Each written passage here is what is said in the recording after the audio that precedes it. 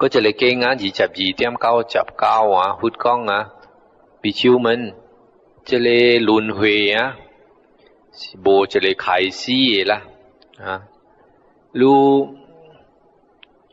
เบชอยเดียวจะเลยไขซี่จะเลยจองเซิงhọจะเลยโบเบงปักhọจะเลยทำปักhọโบเบงขามเมียจวนที่จะเลยลุนเฮยล่ะที่จวนนะแล้วหุดก้องบิชูมันจะเลยตัวให้จิจิตอีบุญเอตากี่ล่ะเปลี่ยนโบกี่ล่ะแต่สิจองเซิงhọจะเลยโบเบงคำhọจะเลยทำจาก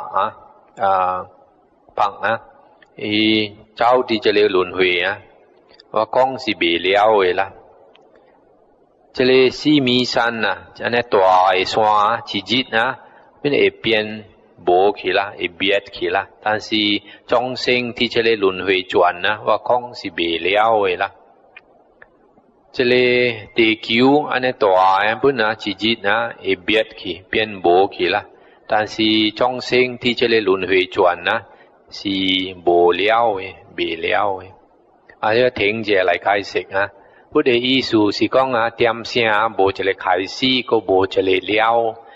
เบเลี้ยวล่ะต้องกิมโคหักจะเลยสตีเวนฮอว์กิงปอกซูบาลูกาหลังอุเซียแฉโคหักบุญสีอันนี้ควาหวันล่ะก้องเตรียมเสียโบไขซี่ก็โบเลี้ยวฮักกูหลังโบเบ่งเป็กหลังไอเสีย啦เตรียมเสียอุจะเลยไขซี่所以因为点先有一个开始伊人的想应该有一个 creator god 啦一个上帝啦做一个时间出来啦แล้วจิตอี爱一个时间了的时伊就做一个时間了但是當今ขอหัก講那個หุด講ใน關時間無開始ก็未了的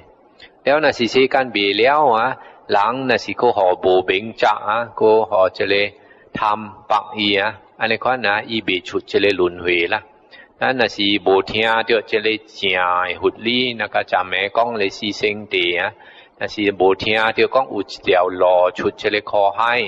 ด้านโบเฮียง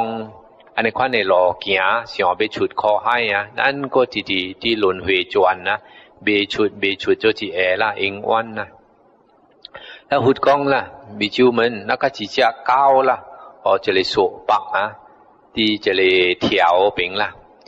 อันจะเจ้าบุญโฮอีเสจะเลยเที่ยวล่ะ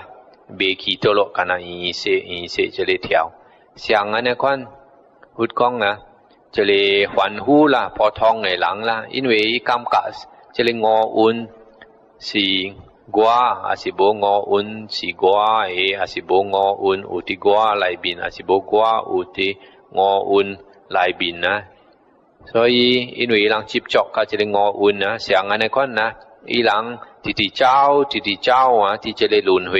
這個成故變過這個成故啦這個感覺變過這個感覺這個想變過這個想這個行變過這個行這個色那是精神變過這個精神伊人被出這個輪迴啦所以伊人被出這個生老病死啦種種的苦啦我講但是這個有惡的聖人地主因為伊無感覺講這個我運是我還是我的還是我有啲我運內面還是我運有啲我內面安尼款因為伊無接觸安尼款伊無啲輪迴啲轉這個成故去過這個成故這個修去過這個修這個想去過這個想這個行去過這個行這個識去過這個識啦伊走出啦所以伊無在生老病死啦伊無種種的苦啦我講這個เก่งเก่ากับจิเป็นล่ะ